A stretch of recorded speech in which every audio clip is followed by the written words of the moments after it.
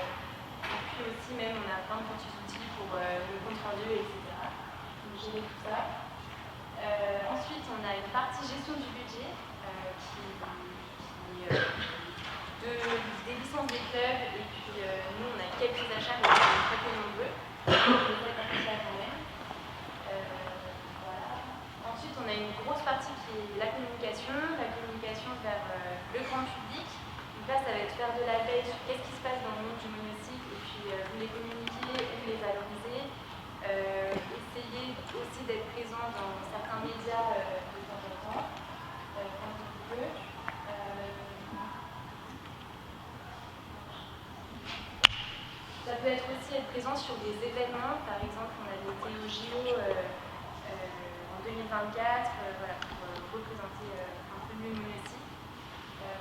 Voilà, en gros c'est ça. Et il y a tout ce qui est communication avec vous, donc là ça passe par la newsletter.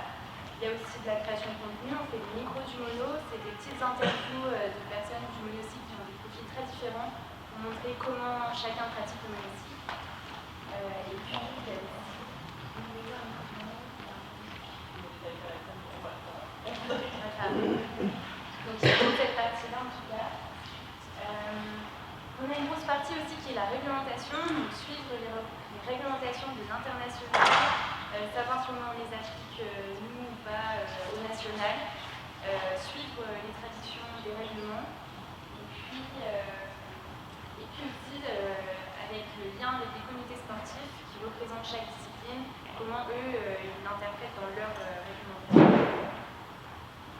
Il y a toute une partie aussi fédération, donc ça c'est le côté un peu plus institutionnel, mais le lien avec du coup l'US sur certains projets qu'ils ont et qu'ils ont envie de développer avec la France, donc et puis l'Union nationale sportive de Lagrange, qui est liée au Lagrange Sport, d'ailleurs on va en parler après. Du coup là c'est les relations. Voilà. Ah ouais. Donc là, on participe à des comités directeurs tous les trimestres pour suivre les actions de l'Union nationale sportive et que eux suivent les nôtres et comment on peut... C'est en cours, c'est un travail que Inès qui se présente est en train de faire, mais comment on peut peut-être un peu plus faire des synergies entre les deux fédés. Et le dernier grand point, c'est accompagner les clubs. Donc là, il y a une partie qui va être sur la formation. Donc là, c'est la formation 10, diplôme d'initiateur sportif, qu'on organise pour tous les bénévoles qui souhaiteraient encadrer un peu plus la pratique du monocycle dans leur club. On a une partie aussi qui va être sur l'accompagnement de nouvelles structures qui ont envie de créer un club de monocycle en France. Et puis une partie aussi CFM. Donc on accompagne les CFM dans leur déroulement, on les conseille, on donne des documents, des informations. Et ça, c'est l'Unicone, c'est ça? Ouais, l'Unicone, bon bah là, on suit les Unicones, on les relaie à chaque fois parce que ça fait partie aussi de la vie du monocycle à l'international. Voilà, donc j'espère que ça vous donne une meilleure image de ce que fait la CNM. En tout cas, nous, ça nous a aidé à faire nos fiches de poste. Maxence, je te laisse en dire plus. Oui, merci. Alors, ces dernières années, je pense que beaucoup d'entre vous est passé par moi pour avoir des infos sur la CNN, sur comment ça se passe dans le mono. Et en fait, ça, c'est très chronophage. Et je me suis retrouvé à un moment où j'arrivais plus à juste tout gérer, tout rediriger. Et du coup, ça a donné lieu à cette réorganisation notamment. Et on a vraiment défini nos propres rôles à chacun et savoir qui gère quoi, vers qui vous devez vous tourner quand vous avez besoin de la CNM. Et donc, on va passer un par un sur nos postes. S'il te plaît, tu lèves. Ouais, vas-y. Ok, donc moi, je suis Monsieur le Président. En général, je pense que vous n'avez pas forcément besoin de passer directement par moi, vous allez le voir après, mais normalement, maintenant, c'est comment on appelle, mes collègues, c'est ça, mes collègues qui vont tout gérer. Et voilà, moi, je serai plutôt en soutien, on va dire, s'il y a des questions un peu plus transverses. Ensuite, on a donc Lionel, notre trésorier, qui gère du coup tout ce qui est partie finance. Si vous avez de la thune à demander, c'est vers lui qu'il faut switcher. Ensuite, Cécile, notre nouvelle responsable des records. Donc on va en parler à la fin, mais ces dernières années, on ne traquait pas bien les records. On ne savait pas qui faisait un record de France, dans quelle catégorie ou autre. Donc c'était un peu compliqué. Et on lance ce sujet-là actuellement. Donc Cécile est responsable. Ensuite, Eleonore, qui n'est pas là, elle est co-responsable des clubs et des licences. Donc c'est là qu'il faut se tourner si vous voulez monter un club, si vous avez des problèmes avec vos licences, si vous avez des questions sur les licences, sur les adhésions, sur un peu tout ce qui a trait à ça. Et nous avons... Oui, exactement. Et Geneviève aussi, elle travaille en pair, donc il faut vous tourner vers l'une des deux. Et Geneviève est aussi la responsable de la formation 10 dont on parlait juste avant. Ensuite, nous avons Marine, responsable communication depuis, ça fait combien de temps? 7 ans, je pense. Ouais, depuis très longtemps. Donc, voilà, si vous avez besoin de communiquer sur des événements qui arrivent, sur tout et n'importe quoi, n'hésitez pas à la contacter directement. Ensuite, nous avons Nathanaël, co-responsable CFM et co-responsable comité sportif. Dans les faits, je pense que tu t'orientes surtout sur la responsabilité de la CFM, et était plus en tant que suppléante sur les comités sportifs.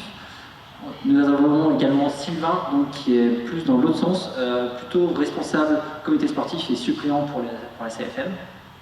Et nous avons également beaucoup Adrien Argenat, donc, qui est un élu de Léo Lagrange et qui me suit depuis quelques années aussi déjà, donc, qui est là pour faire des conseils, pour nous orienter dans nos décisions.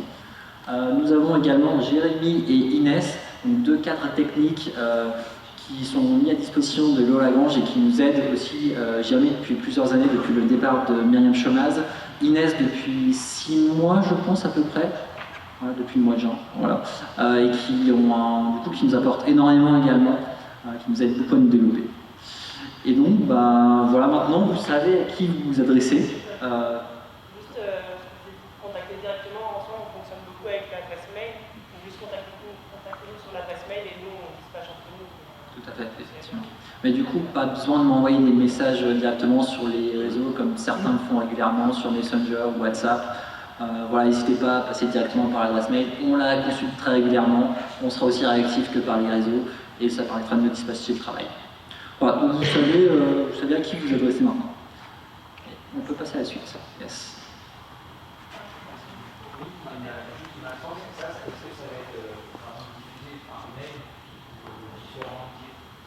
Différents clubs via leur adresse mail principale. En fait, ce que vous voulez dire, typiquement ça aurait été vachement bien. Je l'avais déjà vu l'année dernière, peut-être avoir des coordonnées, si vous acceptez d'être. Alors, pour le coup, c'est déjà en ligne sur le site de Info. Maintenant, l'émission, les rôles sont en ligne, les émissions ne sont pas en ligne exactement. Ouais, effectivement. Ouais, dans la newsletter en l'occurrence, ça pourrait être le mieux. Tout à fait. Bonne idée, merci. Et du coup, Geneviève.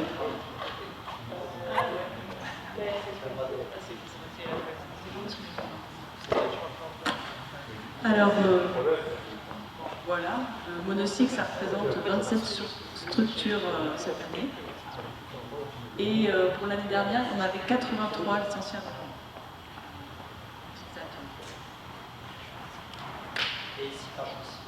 on a toujours la carte des clubs sur le site.info. Vous pouvez retrouver, si vous déménagez à un endroit et que vous trouvez du monde, n'hésitez pas à aller voir là-dessus s'il y a déjà un peu plus. Et le LCNTD est pas encore là, effectivement. Non, parce qu'il y avait un problème sur la carte et du coup je ne l'ai pas mis à jour. Non, c'est ça, c'est la carte de Sam en fait, et j'ai pas accès. Et je récupère l'accès et j'ai pas eu le temps. Désolé, c'est vrai.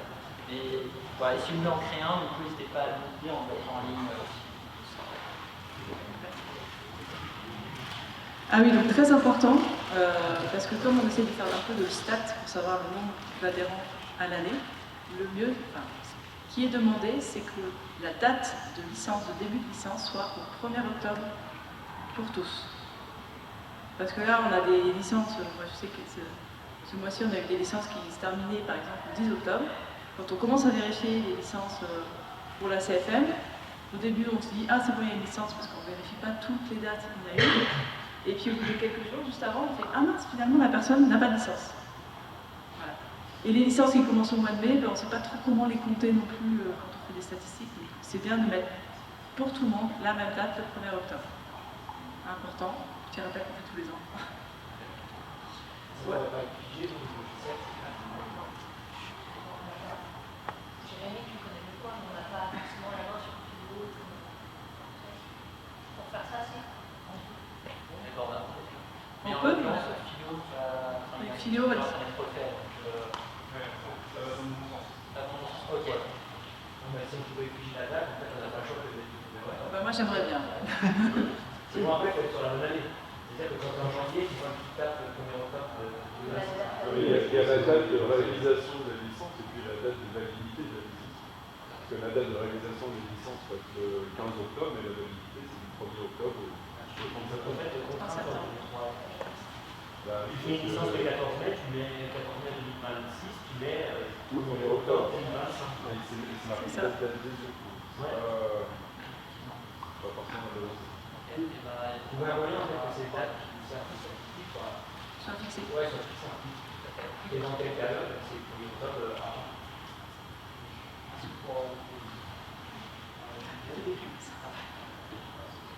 On verra ce qu'on peut faire. Alors on a fait des stats donc, avec Philo sur les adhérents, donc on a fait 2 stats par année scolaire et par année civile. Ça change un petit peu, mais pas grand chose. Il faut savoir que dans Philo, on a eu des problèmes l'année dernière de remontée d'adhésion. Il y a un petit peu plus d'adhérents que ce qu'il y a là.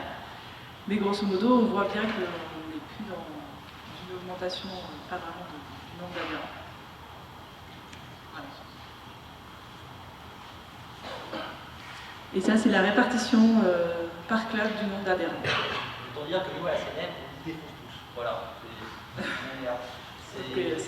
Oui, c'est des... Voilà, tu remarques quand même ces clubs organisent la CFM d'aujourd'hui et le deuxième. Et oui. Et nous, C'est bien, c'est plein de vidéos. Ce sont surtout les personnes étrangères qui ont beaucoup de stats parce qu'ils se licencient tous à la, directement en année. Directement. J'ai pas compris combien il y en a. Ah, moi j'étais à 25. Ah oui, mais voilà, mais ça triche aussi. Non, non, mais c'est pas triche. Non, mais c'est très bien. Mais malheureusement, on voit quand même certains clubs qui sont en déclin depuis quelques années. Voilà.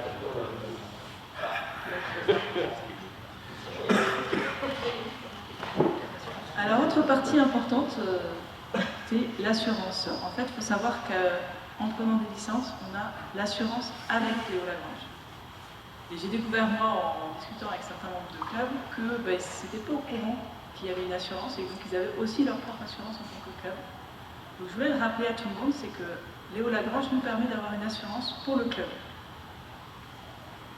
Donc on l'a mis dans la newsletter de la dernière, qui était au mois d'octobre.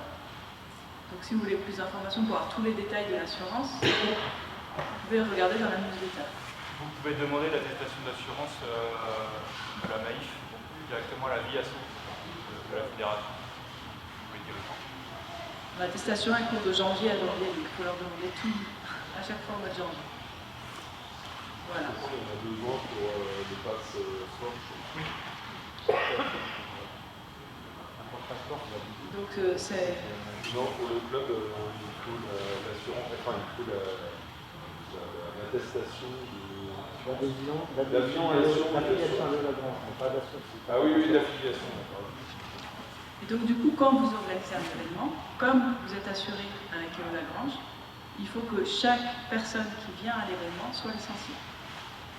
D'où la vérification des licences qu'on fait avant chaque événement. Il faut savoir que c'est de votre responsabilité aussi, parce que de nous demander cette vérification des licences. Donc le plus simple, c'est d'avoir le nom, le prénom et le numéro de la licence. Il se passe quoi typiquement si une personne participe à un événement, cette personne n'est pas licenciée, se laisse? Qui est-ce que c'est la responsabilité? C'est la responsabilité du président du club. Vous vérifiez bien les licences si vous voulez pas aller en cause. Grosso modo, c'est pour vous. Et du coup, un événement qui inviterait les écoles du Cercle du Point et qui du coup ne sont pas des monocyclistes licenciés, est-ce qu'on est censé licencier tous les monocyclistes? Voilà. Alors, licenciés sans plus. Pour le coup des écoles du Cercle, je pense qu'ils ont leur propre assurance. Ça ne marche pas, l'assurance. Tu vas dire un cirque. Non, mais c'est juste un événement. Allez,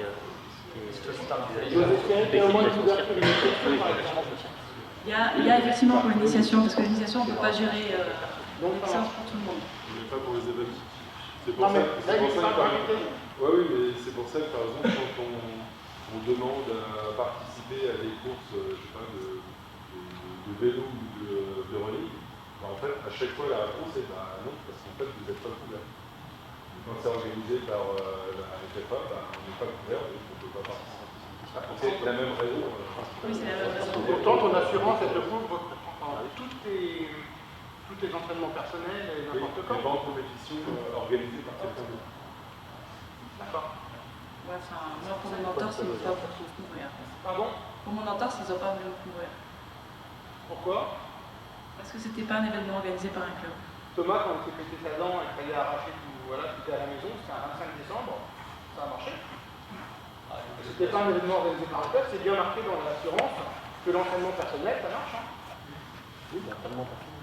Eh ben, c'est ce qu'on a dit. Oui, Bon, entre la Maïf et la Maïf, c'est la Maïf qui a payé. Je propose qu'on avance un petit peu. Voici juste un rappel sur le certificat médical.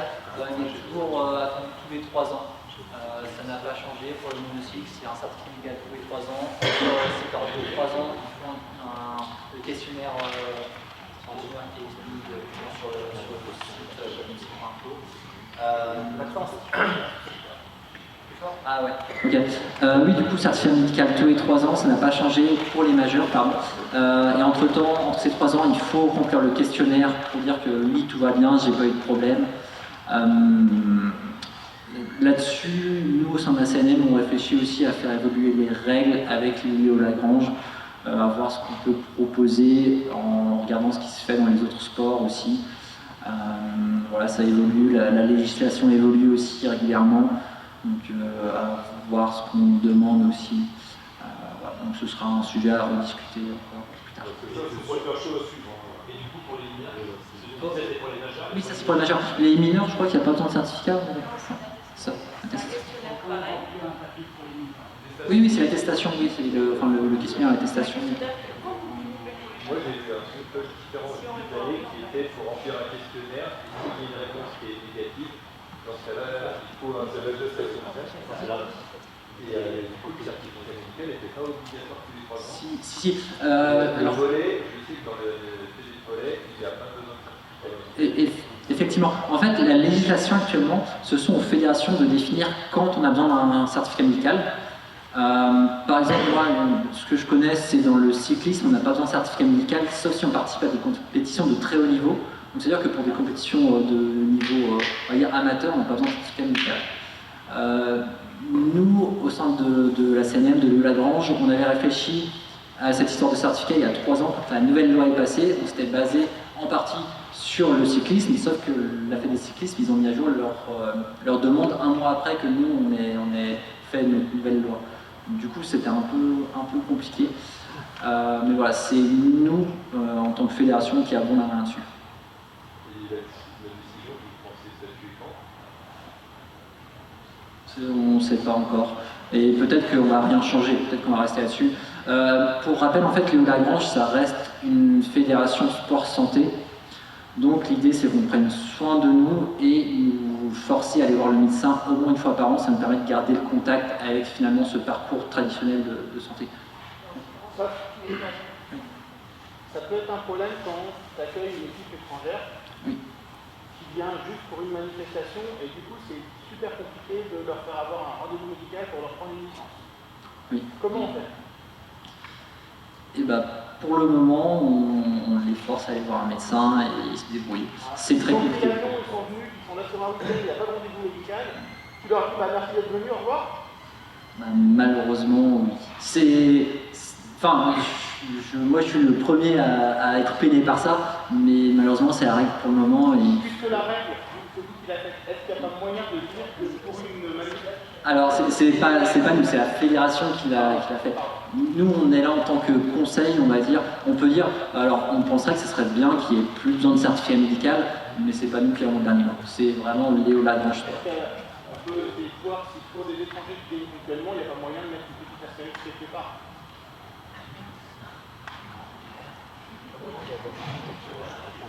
C'est des décisions qui sont prises dans le comité directeur à l'Union sportive. Donc nous, salariés ou même la CNN, n'a pas la main là-dessus. Il y a une commission sport-santé qui existe, qui a statué que c'était comme ça jusqu'à nouvel ordre. Voilà. Quand on regarde les autres fédérations autour, on est plutôt sur effectivement une attestation, on n'est plus sur un certificat, ça va probablement aller dans ce sens, mais aujourd'hui c'est comme ça.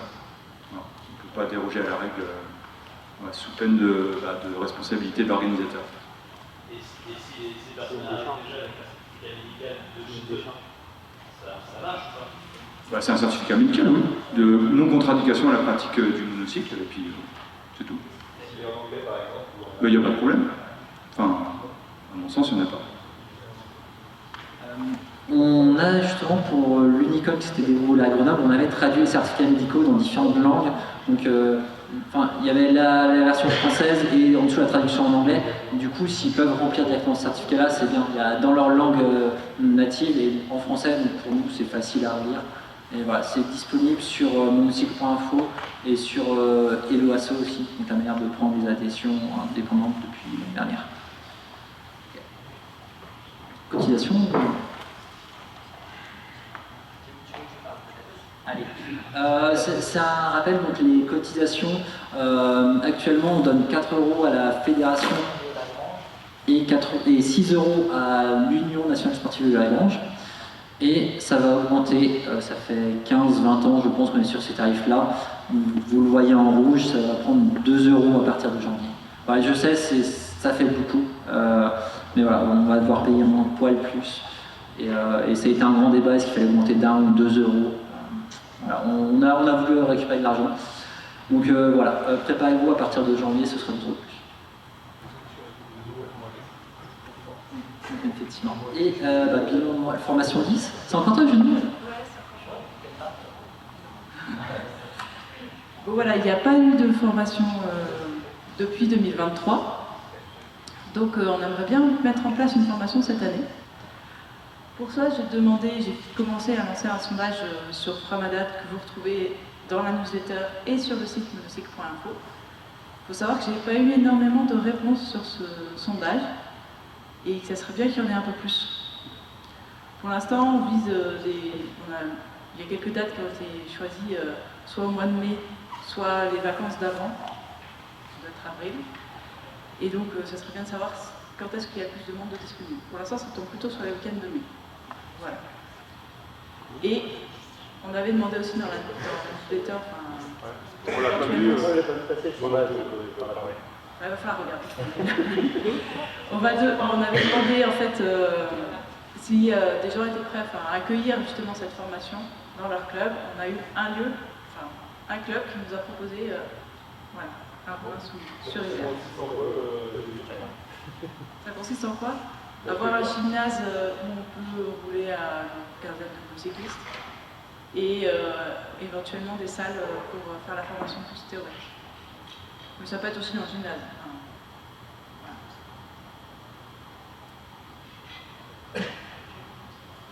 Non, ça dure 3 jours. Du coup, on a les plans de qui sont très bien. C'est juste que quand je regarde et que je vois que les gens ils viennent de partout en France, je me dis oulala. Ok. Les événements de l'année, là.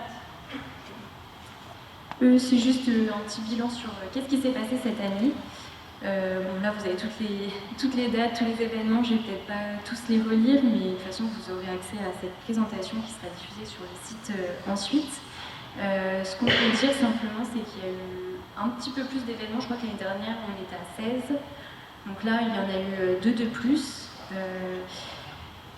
qui ont été organisés et presque 19 parce qu'il y a eu un événement qui a été aussi annulé. On en parlait tout à l'heure. Et du coup, par discipline, voilà ce que ça donne. On a eu... ça bouge en général pas beaucoup. Ce qu'on a de plus en plus, c'est quand même des événements de tout terrain.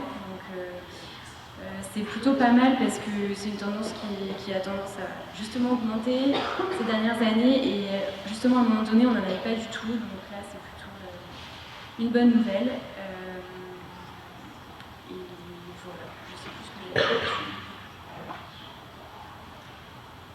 Sur les appels à projets, donc tous les ans on fait des appels à projets, sûrement que cette année on va en refaire, il faut candidater avant le 31 décembre et nous on fait un jury en janvier. Souvent c'est des événements qui sont subventionnés à hauteur de 500 € maximum. Là pour cette année on a eu 5 candidatures et 3 projets retenus. Donc on a soutenu Animafond dans l'achat de systèmes de détection de faux départ pour les 400 mètres qui servent aussi pour les autres événements comme la CFM. Roule à l'aventure, c'est l'itinérance qui a été organisée dans le Vercors par Monogre en mai dernier, qui a aussi obtenu 500 €. Et puis le Last Man Running qui a été annulé parce qu'il n'y avait pas assez de participants qui voulaient aller jusqu'en Normandie. Donc c'est peut-être une partie remise à revoir. Voilà. Donc, les sous n'ont pas été versés du coup, donc c'est dommage, mais une prochaine... voilà. Pour les autres projets, peut-être dire un petit mot. Parce que il y avait un autre projet qui était de faire des... Comme on a eu les tutos freestyle sur YouTube il y a quelques années, là c'était des tutos de trial. On a considéré que ça ne rentrait pas forcément dans un appel à projet comme ça. Mais par contre, on a soutenu quand même dans l'achat de matériel à leur prêter, parce que la CNN, on avait besoin de matériel vidéo, etc. Et donc, on espère que ça va sortir bientôt. Et puis, l'autre projet, c'était de faire des stages freestyle, mais c'était une personne qui n'était pas du tout licenciée par Léo Lagrange, donc ça ne rentrait pas vraiment dans le cadre.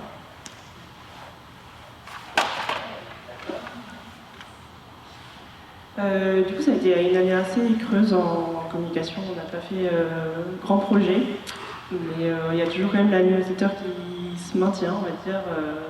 Donc, j'espère que vous êtes tous abonnés. Et sinon, c'est sur monocycle.info que vous pouvez remplir votre petit formulaire d'inscription. D'ailleurs, par contre, sur monocycle.info, on a quand même à nouveau un bel agenda où vous pouvez retrouver tous les événements qui se passent et aussi ajouter les vôtres. Donc pareil, si vous ne savez pas comment les ajouter, vous pouvez nous contacter par mail, mais le mieux c'est d'être autonome et pouvoir remplir vos propres événements, comme ça nous on n'a pas à faire une veille énormissime sur tout ce qui se passe dans le mono. Et du coup l'interface est très facile, si vous n'avez pas l'habitude de remplir sur un WordPress, c'est quand même assez facile, on peut vous aider. Sinon, on essaye de maintenir aussi toujours une activité, mais comme je vous ai dit, j'ai pas fait de stats et tout parce que l'activité n'a pas été très folle sur les réseaux sociaux. Mais on a quand même des lives pour cette CFM que vous pourrez suivre ou envoyer à votre famille et vos amis. Du coup, toujours un peu avoir le réflexe chaîne YouTube parce que les lives, on les héberge là-dessus et comme Nat vient d'en parler, on a On a espoir d'avoir à nouveau des tutos dans la discipline du trial, et parce que pour le coup, en regardant les stats de la chaîne YouTube, c'est des tutos freestyle qui fonctionnent toujours bien, qui sont toujours regardés par les pratiquants de monocycle, je pense. Et bon, pour le coup, aucune retour médiatique parce qu'aucune action presse n'a été réalisée. Par contre, la petite nouveauté, c'est le nouveau logo Léo Lagrange, que vous avez sûrement pu apercevoir sur les supports de com de la CFM. Et l'idée, c'est, peut-être que s'ils veulent rajouter un petit mot, Jérémy ou pas, mais l'idée, c'est surtout d'identifier les différents pôles de Léo Lagrange. Et du coup, nous sommes Léo Lagrange Sport. Il y a Léo Lagrange Formation, Petite Enfance et Animation, merci. Je sais que j'ai mon regard. Non, juste un petit point de détail, le NSLL devient Léo Lagrange Sport, c'est pas tout à fait vrai, c'est vrai d'un point de vue communication. On reste une fédération sportive, donc l'UNSLL existera toujours. C'est simplement au niveau des partenaires, notamment, qu'on a souhaité se rapprocher de la fédération en ayant des unités métiers, donc, comme tu viens de le dire, petite enfance, animation, formation et donc sport, voilà, tout simplement. On a un agrément sport à la fédération qui fait que voilà, on peut accueillir donc, les commissions nationales, dont le monocycle. Donc ça ne va pas changer, on est une entité juridique propre. Et ben, voilà pour la communication. On espère faire plus d'actions l'année prochaine.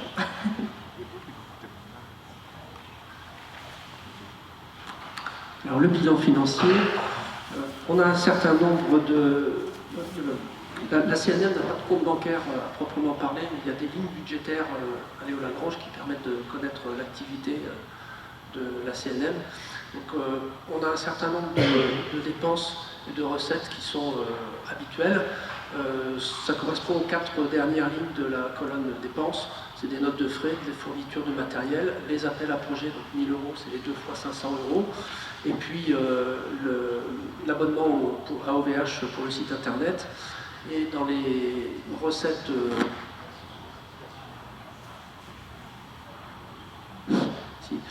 ce sont les cotisations des clubs. À côté de ça, on a eu des lignes budgétaires. On a eu des lignes budgétaires qui sont pas retrouvées de façon systématique toutes les années. Donc dans les dépenses, il y a eu la participation au Club France pour les JO. Et puis un reliquat de t-shirt Unicode de l'année d'avant qui apparaît là aussi encore en 2024. Donc 2024, il y a eu des achats et puis il y a eu aussi des recettes pour les t-shirts. Et ce qu'il faut ajouter à toutes ces lignes-là, c'est le bénéfice de la CFM 2024 qui est de 5 000 € cette année, qui permet d'avoir des recettes assez importantes. Le bénéfice de la CFM, il est attaché au budget 2024, donc c'est pas de l'argent dont on peut disposer directement si on a un gros achat à faire par exemple, mais vous allez le retrouver quand même à la fin. Léo Lagrange pourra nous l'affecter si on en a besoin et si on peut anticiper la dépense. Voilà. Pour l'année 2025, le bilan est calé sur l'année civile et souvent il y a un petit décalage dans la saisie en comptabilité, donc c'est pour ça qu'il n'y a pas grand chose pour l'instant. Il y a des dépenses d'affranchissement, des fournitures, il y a eu les playoffs, et puis j'ai mis les 2 appels à projets de cette année. En fait ils ne sont même pas encore saisis non plus en comptabilité, mais je sais qu'ils vont l'être sous peu. Et puis en recette, les cotisations de club qui sont de 4 000 € pour l'instant. Donc il y a un décalage de 2, 3, 4 mois en fonction des dépenses et des recettes.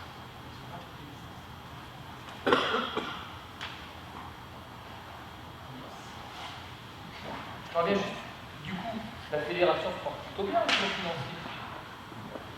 À chaque fois, il y a un petit peu de galère d'argent, mais du coup, la cotisation, on augmente quand même pour les clubs. C'est un petit peu contradictoire, tu vois. Non, en fait, il ne faut pas mélanger. Il y a les bénéfices qu'ont pu faire la CNM et il y a la fédération. Donc la CNM, c'est qu'une petite partie de la fédération. Il y a plusieurs programmes fédéraux qui sont mis en place. Il y a une autre commission nationale et du coup, au niveau de la fédération et au niveau de Lagrange globalement, le contexte actuel n'est pas très favorable au monde associatif globalement, ce qui fait que c'est difficile aussi pour nous de survivre. Et ce qui amène à des réflexions qui sont faites en comité directeur qui amènent à une augmentation de 2 €. Ça reste toujours la licence la plus accessible en France, mais voilà, c'est ce choix qui a été fait de la part des dirigeants. Pourquoi les deux mots? Aujourd'hui, on paye 6, 4 ou 6 ou... Il y a une part fédération et une part union sportive. La part fédération, elle ne bouge pas. La part union sportive, elle augmente de 2 €. L'idée, c'est aussi de voir par la suite aussi comment nous, en tant que cadre de la fédération, on peut mieux vous accompagner sur des événements comme ceci, par exemple. Mais ouais, c'est le contexte actuel, en gros, qui nous amène à connecter plus rapidement les 2 €. En sachant que pendant 10 ans, ça n'a pas bougé aussi, contrairement à d'autres fédérations qui ont augmenté régulièrement leur frais.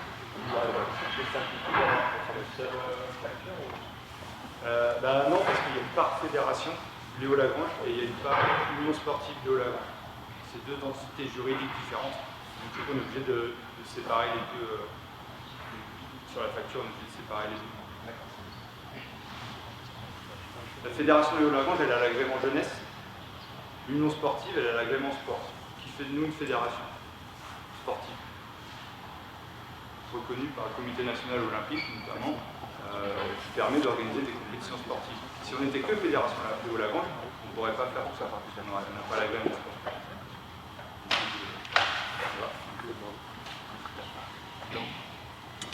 J'avais juste un peu les troubadours, ils travaillent super bien, ils font 5 millions d'euros. Ça revient pas au club? Non. En fait, il y a deux budgets différents pour le CFL. Il y a un budget événementiel et un budget compétition. Les troubadours, ils ont fait un bénéfice de plus de 10 000 €. Et c'était la partie à peu près en moitié-moitié entre événements et compétition. Et nous, on récupère que la partie compétition. Eux, ils ont gardé tout ce qui était partie événementielle, donc tout ce qui est buvette, soirée festive, etc. C'est eux qui gardent cet argent. Voilà. Et en contrepartie, par contre, si le budget est déficitaire, si c'est la partie compétition... Si c'est la partie compétition qui est déficitaire, alors c'est Léo Lagrange qui va prendre en charge le déficit, à condition que ça ait été bien géré. Voilà. Si c'est la partie buvette événementielle qui est déficitaire, par contre, là, c'est à la charge du club. Du coup, ils ont gardé quand même pas mal d'argent, ils ont pu investir un petit peu, et je crois qu'ils ne sont pas mécontents. Ouais, oui, pardon, c'est comme une garantie, effectivement. Ouais. Merci. Je me représente rapidement, je m'appelle Inès, je travaille à Léo Lagrange Sport, à l'Union nationale sportive Léo Lagrange depuis le mois de juin. Mes missions tournent autour des deux commissions nationales, donc de monocycle et de football australien, qui sont les deux sports affiliés à la fédération, avec un objectif de faire un état des lieux, comprendre comment tout fonctionne, et puis au final trouver comment finalement mieux travailler ensemble et mieux vous accompagner finalement dans l'ensemble des activités. Donc, comme vous pouvez voir dans cette première diapo, j'ai essayé de ratisser large, entre guillemets, et de vraiment comprendre le fonctionnement de tout, donc au national et international, que ce soit la répartition des clubs, que ce soit le travail avec l'IUF, et puis j'ai aussi fait un gros état des lieux quantitatif avec les statistiques dont parlaient les filles tout à l'heure. Au niveau des dates d'adhésion, c'était un peu compliqué à gérer, mais on s'en est sorti. J'ai travaillé aussi sur le fonctionnement interne, comment fonctionne la CNN, quels sont les outils et les moyens dont tout le monde dispose pour ces activités, et puis les liens finalement qu'il y a aussi avec l'Union nationale sportive, comment est-ce qu'on travaille ensemble, et est-ce qu'on arrive ou pas à réaliser ensemble. Et à la fin, j'ai fait un bilan de la documentation et des règlements, donc ça c'était chouette aussi, ça a été beaucoup de lecture. Pour voilà, comprendre le fonctionnement de tout, généralement. Et j'en ai tiré des premiers constats, en tout cas des besoins, où on pourrait, pas forcément s'améliorer, mais où aussi au niveau de l'union sportive, on peut peut-être vous accompagner au niveau de la réglementation pour renforcer ça. On voit que d'une année à l'autre, à la Coupe de France par exemple, il y a de plus en plus de participants, le 10 km se fait de plus en plus rapidement, je dis des choses un peu au hasard, voir justement comment on peut vous accompagner pour un petit peu voilà, s'assurer que tout le monde soit en sécurité aussi à ce niveau-là. En termes de formation, on voit que pour le 10 par exemple, là, il n'y avait pas beaucoup de réponses, donc essayer de voir aussi comment faire pour que tout le monde au niveau des clubs soit formé aussi, parce que ne serait-ce que si vous avez des jeunes dans votre club, les parents peuvent être aussi plus rassurés de savoir qu'il y a des personnes qui sont aussi formées pour encadrer. En termes de communication, relations institutionnelles et des actions transverses avec les autres activités de l'union sportive, et enfin d'autres aides aux clubs qui peuvent exister en tout genre. Donc c'est assez large et j'en ai sorti plusieurs axes que j'appelle des axes transverses, sur lesquels il va falloir travailler en général aussi avec l'autre commission d'activité au foot australien, où ça peut être intéressant de trouver des objectifs, ou en tout cas définir ensemble les objectifs que vous avez pour savoir, ok, sur quoi vous avez envie, on veut travailler ensemble, quels objectifs on va se fixer. Ensuite, formaliser la répartition des champs d'action, même si finalement vous avez déjà travaillé dessus cette année, donc voilà, il y a des choses beaucoup qui sont déjà faites. L'idée, c'est vraiment de travailler ensemble là-dessus pour qu'on sache où on va, on sache quels sont les objectifs. Ensuite, renforcer le sentiment d'appartenance à Léo Lagrange. Là, je comprends que on vous prend de l'argent sur les licences et voilà. En fait, il n'y a pas que ça, il y a aussi des choses qu'on peut faire ensemble pour que vous en tiriez des choses et inversement. Et je pense que ça peut être bénéfique pour tout le monde et un outil de facilitation aussi dans ce que vous faites. Et créer des synergies entre la Commission nationale, entre Léo Lagrange. Ça revient un petit peu au point précédent, c'est-à-dire qu'il y a plein de choses qui sont faites dont vous n'avez pas connaissance parce qu'elles ne sont pas communiquées. Et dont peut-être vous pouvez tirer profit ou aussi sur lesquels vous pouvez vous intégrer et au final ça vous fait être plus proche d'une entité qui est plus grande, qui est nationale et tout simplement pour faire rayonner le monocycle en France et aussi à l'international. Et sur des axes de travail très concrets, on va dire, ce qui a été un petit peu, ce qui est ressorti, c'est de commencer par une mise à jour, un suivi de la réglementation, de la documentation. On en parlait ce matin un petit peu du fait que comment mieux accompagner sur la Coupe de France les clubs organisateurs pour avoir des guides, des cahiers des charges qui puissent faciliter ce travail-là. Une aide au développement et au fonctionnement des clubs, la structuration et l'organisation interne et une promotion et le développement de la discipline pour que potentiellement vous puissiez continuer à grandir. Encore une fois, ça dépend des points d'avant, des objectifs que tout le monde se sera fixé. Donc en fait, ça, c'est des éléments qui ont été présentés au comité directeur de l'Union sportive. On m'a donné le feu vert pour qu'on puisse commencer à travailler dessus et d'ici quelques mois peut-être mettre en place un plan d'action. Donc c'était important qu'on puisse présenter ici parce que l'idée c'est que tout le monde fasse partie de ça en fait. C'est pas qu'on arrive et qu'on vous dise bon maintenant il faut faire comme ça puisque ça va pas fonctionner. Au contraire, l'idée c'est de dire ok, nous on a vu que ça c'est des axes qu'on peut améliorer. Il y a en fonction des clubs, en fonction des années, il y a des choses qui fonctionnent très bien déjà.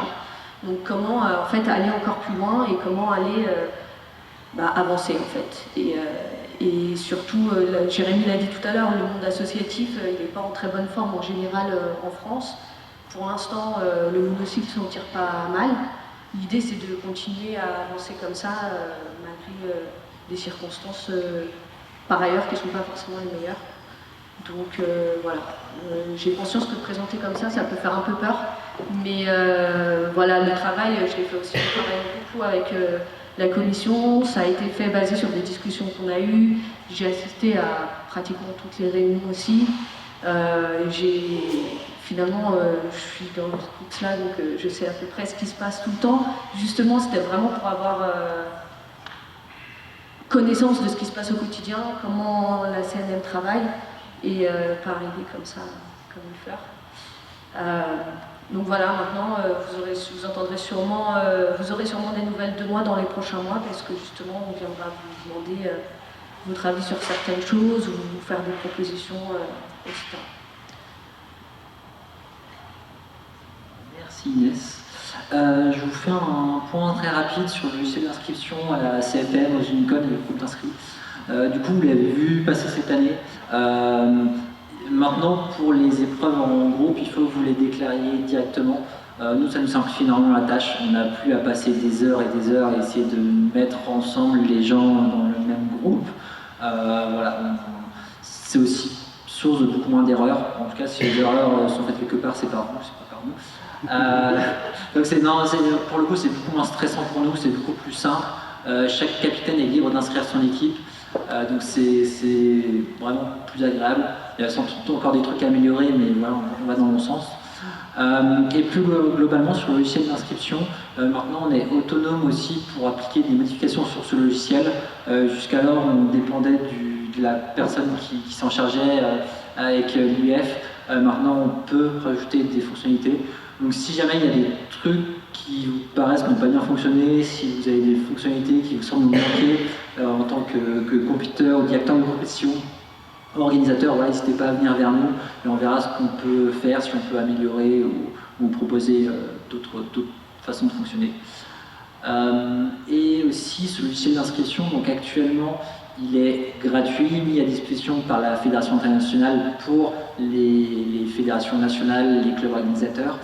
Ça fait quelques années qu'on parle de le rendre payant pour les fédérations nationales. Donc, voilà, on ne sait pas encore quand ça va arriver, mais nous, fédération, enfin, la CNM, Léo Lagrange va devoir payer pour ce logiciel d'ici quelques temps, et après on vous le mettra à disposition gratuitement.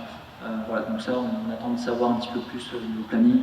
Ça ne vous impacte pas directement, ça impactera juste notre budget, mais ça, on a la chance d'avoir encore un peu d'argent de côté chaque année, donc ça ne devrait pas être un trop gros problème. Voilà, je vais juste rapide. Oui. C'est l'hébergement que vous avez payé, parce qu'il me semblait que c'était un logiciel libre, non? Non, alors c'est un logiciel libre, effectivement, enfin il y a open source plutôt que libre. Du coup, on va payer pour la maintenance aussi, pour l'hébergement, effectivement. Après, on peut sans doute l'héberger nous-mêmes, mais ça veut dire qu'il faut faire la maintenance ou y passer du temps. Donc, ouais. En l'occurrence, la personne qui s'en charge, il me semble qu'elle a été payée pour pas grand-chose, en fait. C'est surtout du bénévolat. Voilà, il y a eu de l'argent au début, il y a une bonne dizaine d'années quand il a été lancé. Maintenant, voilà, c'est pour ça qu'il faut qu'on arrive à le rémunérer un petit peu pour que ça soit pérenne dans le temps.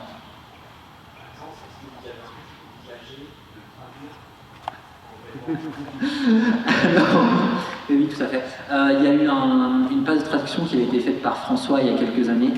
Et il y a plein de textes qui ne sont pas encore traduits. Il faut qu'on arrive à se mettre dessus aussi.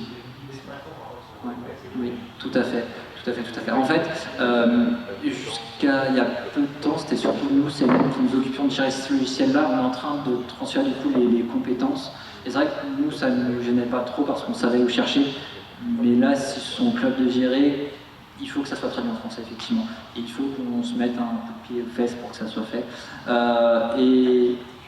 Et voilà, Inès est là pour nous mettre des coups de pied aux fesses. Vous allez voir, ça va avancer.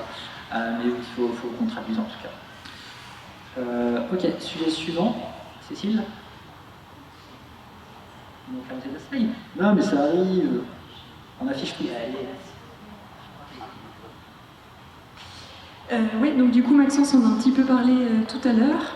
Alors le projet est parti d'un constat à la dernière CFM où on a annoncé certains records, il y en a probablement qui ne l'ont pas été parce qu'on n'avait plus vraiment de liste claire des records actuels, enfin des records en cours. Et aussi, on ne sait pas toujours s'ils sont homologables ou non, vu que ça peut être des vieilles compétitions, bref. Donc on a décidé d'essayer de remettre un peu tout ça à plat. L'objectif final étant donc de créer une page sur monocycle.info où on répertoriera du coup tous les records. Pour l'instant, on le fait pour le scratch, on a dans l'idée d'essayer de le faire aussi pour les catégories d'âge. Après, bon, c'est un peu plus de boulot, donc on va voir. Il faut du coup définir des critères d'homologation pour les records. Donc on va se baser au maximum sur ceux de l'IUF qui sont en train d'être réécrits, puisqu'ils datent de 2011 là, donc ils sont en train d'être mis à jour. Donc on attend que la mise à jour sorte pour pouvoir peut-être lire les nôtres, mais normalement on devrait les suivre. Et donc on va essayer de faire la liste des records pour les disciplines qui sont mesurables, on va dire. Donc en gros, les principales disciplines de l'athlétisme, les sauts, les courses sur route. Et puis on va essayer aussi de référencer les records des gens un peu fous là, qui font des trucs un peu longs. Voilà. Alors pour l'instant, ce qu'on a fait, c'est qu'on a récupéré toutes les données des Unicom depuis 2004 et les CFM depuis 2004, sauf celles qu'on n'a pas retrouvées, parce que c'est pas très simple quand même. Pour compiler un peu tout ça, récupérer à chaque fois le meilleur résultat des Français, donc hommes et femmes séparés dedans. Et ensuite, alors on a fait du tri, beaucoup de tri, pour voir un petit peu en fonction des compétitions qui étaient chronométrées et mesurées de façon correcte, en tout cas de façon homologable, pour établir du coup une première version des records, donc basée sur le résultat CFM Unicom uniquement du coup, pour l'instant. Pour pouvoir, à cette édition, annoncer des records s'il y en a. Apparemment, il y en a eu ce matin. Il y avait dit le standard. Voilà, et donc là, alors, ouais. Bon, il faut encore qu'on crée la page. Pour les autres compétitions, si vous voulez faire homologuer des records, il faudra du coup déposer une demande. On mettra normalement sur la page record, on indiquera déjà tous les critères d'homologation et puis la procédure à suivre. En attendant que ça y soit, contactez-nous si vous avez quelque chose à faire enregistrer. Et du coup, pour récupérer un peu toutes ces données, et notamment pour les catégories d'âge, parce que c'est vraiment beaucoup de boulot à faire, on aimerait bien un petit peu automatiser les choses, d'autant que depuis 2015-14 par là, tous les résultats des compétitions sont groupés sur un site internet, donc c'est un peu tout au même format, donc c'est assez facile d'automatiser la chose. Et du coup, s'il y a quelqu'un qui se débrouille bien en informatique, qui pourrait nous donner un coup de main là-dessus, au moins pour mettre en place le système, et puis qui pourrait peut-être aussi nous aider à récupérer rapidement à chaque CFM les résultats, parce que si on prend toutes les disciplines d'athlétisme, plus toutes les catégories d'âge, ça commence à faire beaucoup à faire à la main. Voilà, donc si jamais l'un de vous est intéressé ou si vous connaissez quelqu'un qui pourrait nous aider, on est preneur. Voilà, je crois que j'ai fait le tour. Je peux jeter un coup d'œil, mais après, il faut voir la tâche que ça représente. Oui. Comment Ruby on Rails, c'est ça? En quoi? En Ruby on Rails. Ruby, c'est un langage de programmation, ouais. Ouais, avec le framework, c'est la manière dont est développé le logiciel en question. Ouais, je regarderai, on va jeter un coup d'œil.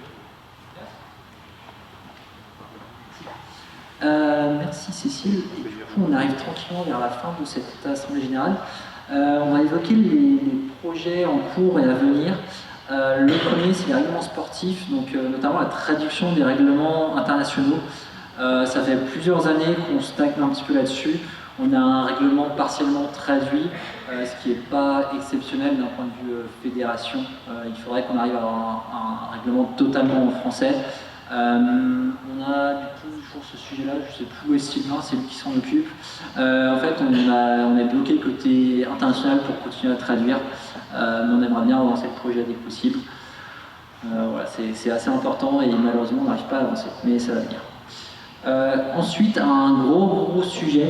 On a identifié depuis quelques années que finalement les CFM, les clubs organisateurs devaient porter énormément et ils devaient réinventer aussi la roue à chaque fois. Il n'y a pas de cadre vraiment établi, on a quelques documents qui se baladent, mais on n'a rien de vraiment formel. Donc c'est très compliqué, c'est très chronophage. Et donc on aimerait bien mettre en place, sur l'idée de Cyril, du coup je crois que je l'ai vu tout à l'heure, je me suis encore là. Ah oui, Cyril, voilà. Donc un comité perpétuel d'organisation de CFM. Donc ce serait un petit groupe de personnes motivées pour garder ces informations d'une année sur l'autre et organiser les CFM avec l'appui des clubs locaux, avec l'appui de la CNM, des comités sportifs. Et ça permettrait de perdre beaucoup moins d'informations du coup d'une année sur l'autre. On identifie chaque jour des petits problèmes, des trucs qui auraient pu être évités si on avait des gens finalement qui avaient l'habitude. Donc voilà, ce sera vraiment très bénéfique, je pense. Avec un peu de chance, ça pourrait permettre aussi à des clubs qui n'avaient pas d'organiser une CFM, finalement de l'organiser parce qu'ils ont beaucoup moins de choses à faire, ils sont guidés par des personnes qui s'y connaissent. Et voilà, on espère qu'on va arriver à mettre ça en place dans les prochaines années. Et ça tombe bien parce que l'année prochaine aussi, il se peut qu'il y ait une CFM. Nous, on aimerait bien, en tout cas, je sais pas vous. Le problème, c'est que parfois, il fait moche pour les CFM. Genre ce matin, il pleuvait un petit peu. C'est sympa, la pluie, il fait froid. Ouais, j'ai pas vu demain, voilà. Mais du coup, on aimerait bien. Nous, on a prévu les bobs pour l'année prochaine. Du coup, ce serait bien que ça se passe dans le sud. Et on a un petit club dans le sud qui s'appelle les Cyclopes, qui seront vraiment motivés pour organiser. Pardon ? Il n'y a personne. Mais si, il y a quand même. On a les deux organisateurs principaux qui sont là. Donc voilà, l'année prochaine, normalement, la CFM sera à la Valbonne, peut-être. Elle sera en tout cas dans le sud avec du soleil. Prévoyez vos bobs, prévoyez maillot de bain. Pas une annonce officielle comme ça parce que du coup on n'a pas du tout de réponse officielle et on espère avoir la semaine prochaine parce qu'ils étaient en vacances là. Donc je leur avais dit que l'idée c'était de l'annoncer pour la CFM. Donc c'est pour ça qu'on aura une réponse négative ou positive pour le coup parce que notre gros souci c'est les infrastructures. Pour le coup comme a dit Maxence, il fait souvent beau dans le sud mais du coup ça ne permet pas beaucoup de création d'infrastructures parce qu'on se dit qu'on peut faire du sport dehors, donc c'est la galère pour trouver des gymnases et des pistes d'athlètes surtout. C'est les deux points négatifs. Mais on va l'avoir, c'est CFM. Moi en tout cas je suis hyper optimiste. Franchement je veux faire des recrutements dans le sud pour la CFM. Allez, dernière slide. Sur les événements à venir. Nat, viens là-dessus. C'est toi qui l'as fait ça ? Non, bref, voilà, il y a déjà plein d'événements programmés. Et n'hésitez pas à caler rapidement vos événements aussi pour éviter qu'il y ait des conflits comme l'année dernière. Si vous avez des idées, envoyez-les nous, on les met vous venez les mettre en ligne directement sur le site pour info. Ce sera le week-end du 4 juillet, très bien. Et c'est bon. Il y a deux rencontres qu'on avait dit, c'est un grec ? Ok. Il y a deux fois la ligne de Patrick Mars, mais c'est pas grave. Attends, il y a deux fois. La première et la troisième. Ah oui, non mais ouais, on est fatigué là, c'est même. Effectivement. Tout à fait. N'hésitez pas du coup à nous les envoyer. Et, on a plus beaucoup de temps, donc je vous propose qu'on passe directement à des questions. On parlera des événements à venir, je pense, plus sur les réseaux plus tard. Oui. Ouais, alors justement on en parlait hier avec Aurélien, c'est compliqué parce qu'il y a potentiellement aussi un autre événement en même temps avec des aficionados et ouais, mais c'est un événement, en fait c'est compliqué parce que c'est un événement hors CNM, on n'aime pas trop en parler en assemblée générale parce qu'on sait qu'il y a des gens qui ne sont pas licenciés qui y vont, c'est pas organisé par un club et on sait que beaucoup de personnes vont aller là-bas, du coup il faut, voilà, donc faut qu'on en discute entre nous, c'est pour ça que j'ai mis date à confirmer. Mais en théorie, effectivement, c'est ce week-end-là. Et du coup, est-ce que vous avez des questions, des sujets à remonter ? J'avais une petite question c'est plutôt par rapport aux unicorns et le tarif qui ne fait que d'augmenter. Est-ce que tu as des. Comment il le justifie ? Parce que je suis 80 à 320, dans 10 ans, c'est 500 €. Ah mais là c'est pas un tarif de gros, c'est un tarif. Ouais, là j'avoue j'ai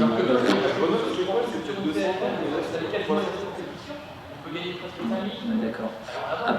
Après honnêtement j'ai pas vraiment l'info. Je suspecte que le coût de la vie est plus important là-bas que chez nous. On est d'accord, ça fait cher. Moi personnellement j'ai envoyé un mail aux orgas justement pour parler du beaucoup de cette Unicon, notamment pour les familles. À l'Unicon Grenoble, on avait offert une réduction pour les familles d'au moins 3 personnes qui venaient. C'était 10%, alors c'était pas grand chose, mais ça fait du bien. Là, ils attendent de voir un petit peu ce qu'ils peuvent proposer, parce qu'apparemment, ils sont un peu récrac niveau budget. Donc, ouais, c'est compliqué. Je pense aussi qu'on essaye de faire des choses de mieux en mieux, et ça coûte de plus en plus d'argent. Donc, ouais, j'ai pas d'autres réponses à apporter, je suis désolé. Ouais, oui, bien sûr, justement, c'était l'objet de mon premier message. On est d'accord. Et oui, d'ailleurs, on l'a pas évoqué. L'année prochaine, je ne sais pas si vous l'avez passé, les championnats du monde seront en Autriche, à Steyr. Voilà, j'ai plus la date en tête, mais c'est fin juillet, début août, comme chaque année. Donc voilà, les montagnes sont belles par là-bas, venez vous balader, ça va être sympa. 27 juillet au 7 août. Ok.